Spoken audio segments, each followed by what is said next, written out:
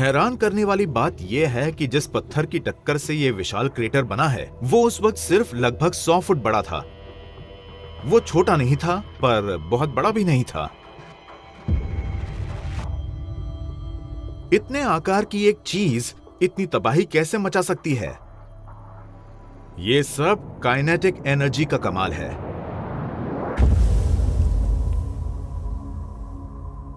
वो फॉर्मूला जिसकी वजह से ये सब कुछ हुआ वो दरअसल बहुत सिंपल है। वो है 1/2 mv², जहां m मतलब मास और v मतलब वेलोसिटी, जो लगभग 48,280 किलोमीटर प्रति घंटा है, यानी एक गोली से 10 गुना ज्यादा तेज। जब हम इसको स्क्वायर करते हैं तो बहुत बड़ा नंबर बनता है। जिस पल टक्कर हुई वो सारी ऊर्जा निकली।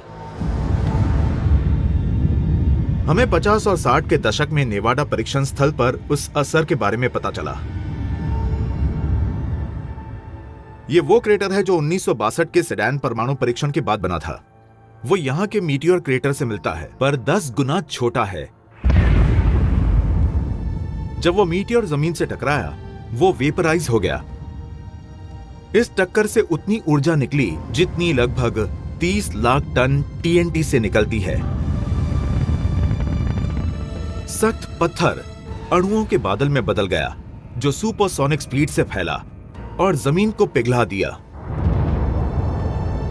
कई किलोमीटर आसपास तक मौजूद कोई भी जीव पल भर में वेपराइज हो गया होगा। तापमान बहुत ज्यादा बढ़ गया था, करोड़ों डिग्रीज तक, उतना ही जितना सूरज के बीच में होता है। उस धमाके के बारे में सोचिए जिसने इसे बनाया होगा, और यह छोटा था। इसलिए अंतरिक्ष के पत्थर पृथ्वी पर मौजूद किसी भी जीव के लिए सबसे खतरनाक चीज है।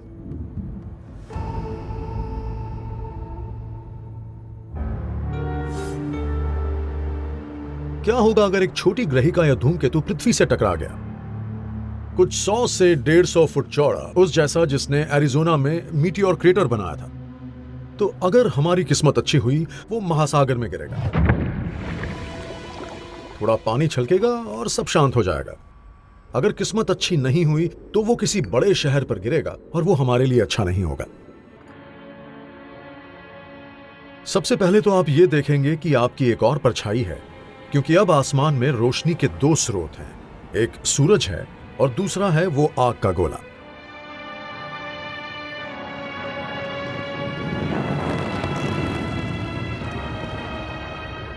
उसके बाद जब वो आग का गोला और पास आएगा तो आपको गर्मी लगने लगेगी।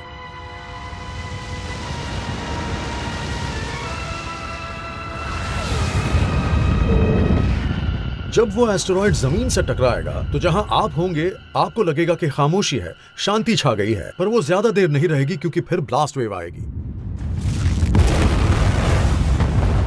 वो लगभग 1125 किलोमीटर प्रति घंटा की गति से आगे बढ़ेगी और रास्ते की हर चीज को खत्म कर देगी। वो एक शहर के 16 ब्लॉक्स के बराबर क्षेत्र को एक पल में तबाह कर देगी, जैसे एक तरह का परमाणु विस्फोट हुआ हो। कुछ रहेगा तो बस 1.5 किलोमीटर चौड़ा धुएं से भरा एक क्रेटर।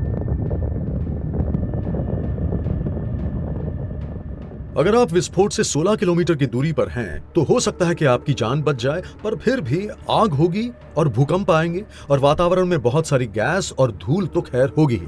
उसका असर मौसम, स्वास्थ्य, यहाँ तक कि कृषि पर भी पड़ेगा। मतलब उसका असर सिर्फ उस एक शहर पर नहीं होगा, उसका प्रभाव पूरी दुनिया पर पड़ेगा। हमारी सभ्यता बहुत आधुनिक है पर अब पहले से ज्यादा नाजुक भी है। शहर एक दूसरे से जुड़े हैं, एक दूसरे पर निर्भर हैं, तो एक जगह हुई घटना का असर सब पर होगा। प्लैनेटरी साइंटिस्ट्स इन छोटे मध्य आकार के एस्टेरॉइड्स को सिटी किलर्स कहते हैं। वो ठीक है पर कम है, क्योंकि असल में तो हमें उन्हें सिविलाइजेशन किलर्स कहना चाहिए। हमें उनकी उससे ज्यादा चिंता करनी चाहिए जितनी हम करते हैं।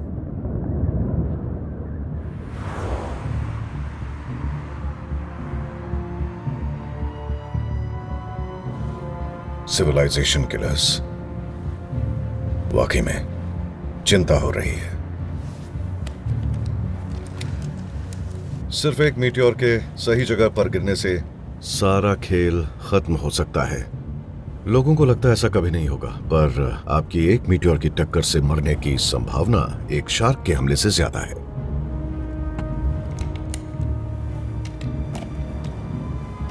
आखिर ये मामला कितना गंभीर है, हम कितने खतरे में हैं। मैं कातिल के और करीब जाना चाहता हूं, उसे अपनी आंखों से देखना चाहता हूं।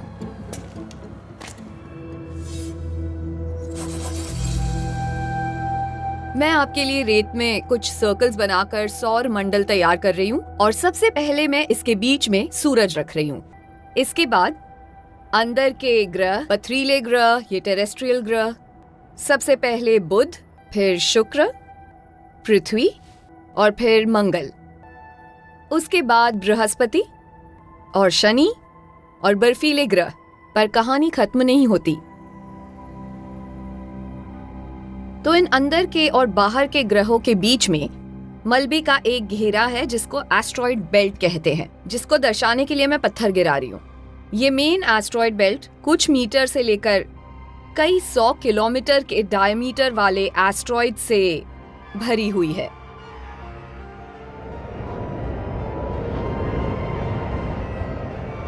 हमारे ग्रह की तरह एस्ट्रॉइड्स भी सूरज के चक्कर लगाते हैं और इन्हें अपना सफर पूरा करने में 3 से 6 साल लगते हैं।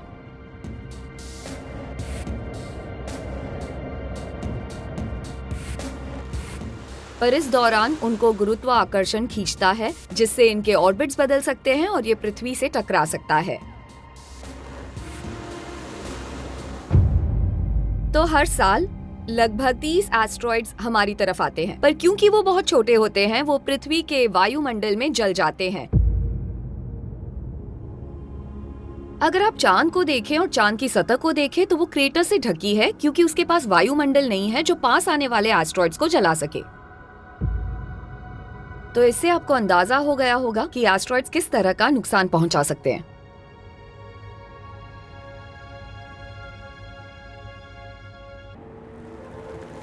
अब मैं आश्वस्त हूं। कातिल की चाल के बारे में पहले ही जान जाऊंगा, लेकिन अगर मैं नहीं जान पाया तो कुछ रास्ते बदलते रहते हैं।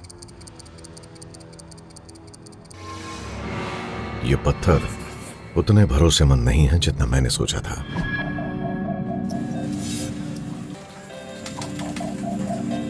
एक अच्छे जुआरी को पता होता है उसके खिलाफ क्या है और वो सोचता है किस चाल का नतीजा क्या हो सकता है और फिर वो अपनी चाल चलता है। एक अच्छे खिलाड़ी की यही पहचान होती है। रोलेट जैसे गेम की सबसे बड़ी दिक्कत यह है कि कोई भी नहीं बता सकता है कि बॉल कहां जाएगी।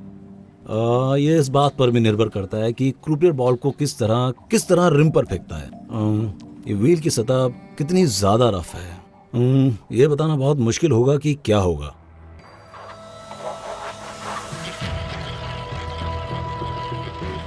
एस्ट्रॉइड बेल्ट काफी हद तक रोलेट जैसी होती है। ये बताना नामुमकिन होता है कि कोई खास पत्थर कहां तक जाएगा। उनके बीच कई तरह के इंट्रैक्शंस होते रहते हैं।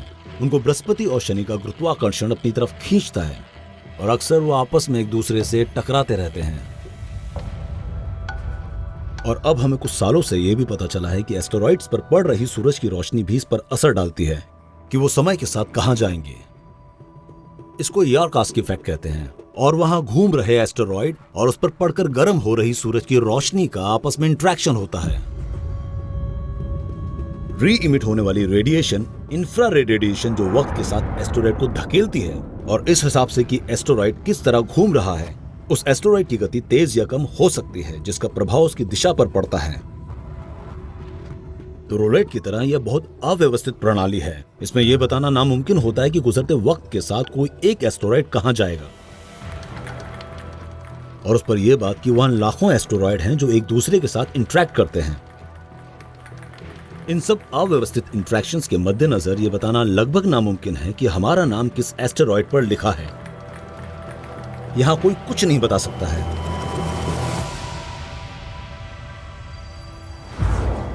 मतलब कोई कुछ नहीं बता सकता।